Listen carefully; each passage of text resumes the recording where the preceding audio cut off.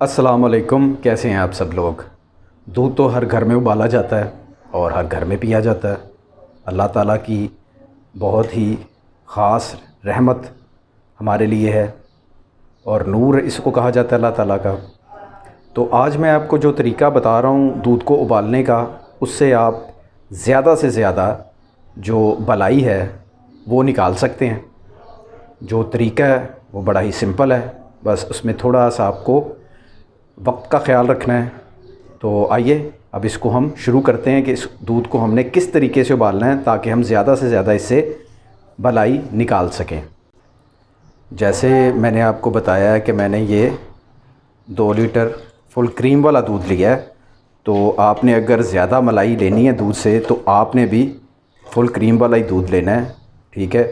ज़्यादा पानी मिलावट वाला दूध उससे जितना भी कीजिएगा। अच्छा जी, दूध को मैंने चूल्हे पे रख दिया है और अब ये गर्म होना शुरू हो गया है। चूल्हे की आंच जो है वो मैंने पहले तो मीडियम रखी है, ठीक है। और उसके बाद जब पहला जोश आएगा तो उसके बाद फिर मैं इसकी जो आंच है उसको थोड़ा सा हल्का कर दूंगा। तो अभी हमारा प्रोसेस जारी है, ये आप देख सकते हैं। साइडों पे छोटे छोटे बबल्स बनना शुरू हो गए हैं और इसके ऊपर वो जो जैसे घी दूध के ऊपर आ जाता है उबलते वक्त, वो भी आना शुरू हो गया है क्योंकि हमारा दूध जो है वो गर्म हो गया और अब ये उबलने के बिल्कुल नज़दीक है। ये आप चेक कर सकते हैं, दूध के ऊपर एक पतली सी तह बनना शुरू हो गई है। अब इसी तह को हमने आहिस्ता आहिस्ता गाढ़ा करते जाना है। दूध की जो सतह है वो आहिस्ता आहिस्ता ऊपर होना शुरू हो गई है और जो बबल्स हैं ये आप चेक करें।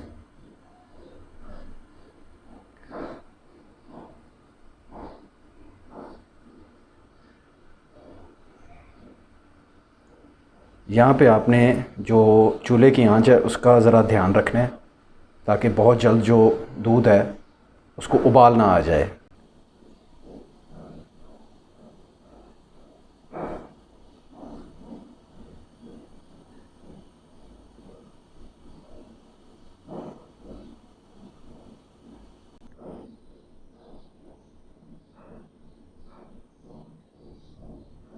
ये देखें इस तरह। यहाँ पे आके आपने दूध को इस तरह कंट्रोल करना है कि ये एकदम से जो नीचे ना बैठे। आपने इसको नीचे बैठने नहीं देना दूध को, ठीक है। इसकी सतह को आपने जो ऊपर वाली परत हमने बनाई थी उसको आपने ऊपर ही रखना है, ठीक है। उसको जल्दी बैठने नहीं देना।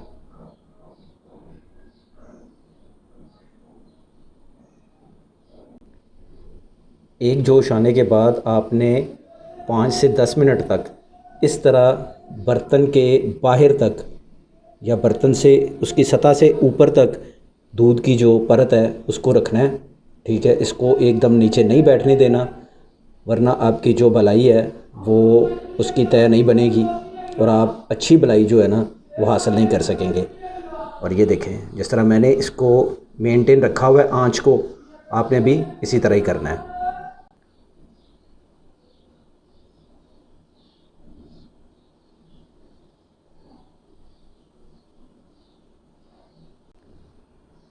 अच्छा जी, 5 से 10 मिनट हो गए हैं इसको इसी तरह उबलते हुए।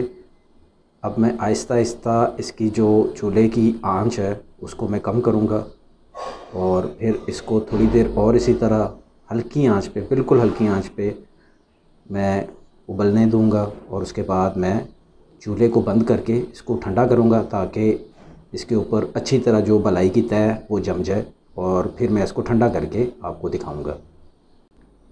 इसकी तह को मैंने अब आहिस्ता आहिस्ता आंच कम करके ये देखें नीचे बिठा दिया।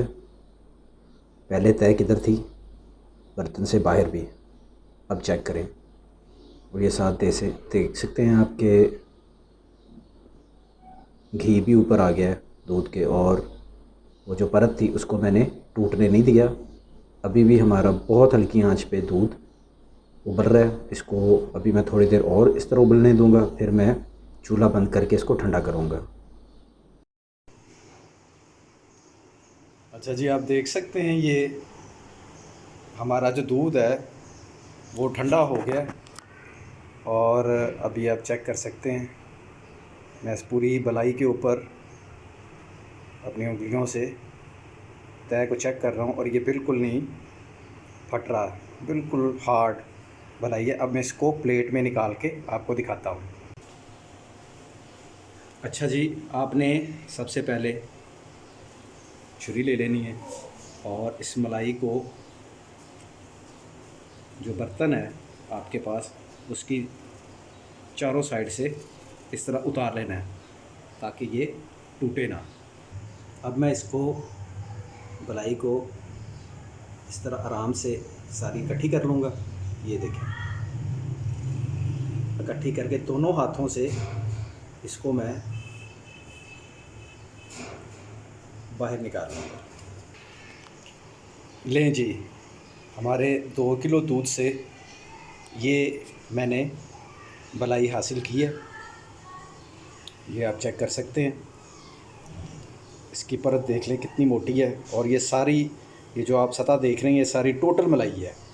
तो ये मेरे पास 2 लीटर दूध था और आप अंदाज़ा लगा लें कि मैंने इससे कितनी ज़्यादा मलाई हासिल की है। तो जो मैंने आपको तरीका बताया है, अगर इसी तरीके से आप दूध को उबालेंगे तो आप यकीनन इतनी ज़्यादा और इतनी गाढ़ी मलाई हासिल कर सकेंगे। तो इंशाल्लाह मुझे उम्मीद है कि आपको ये वीडियो ज़रूर पसंद आई होगी। अगली वीडियो तक के लिए आपसे चाहूँगा इजाज़त। अल्लाह हाफ़िज़।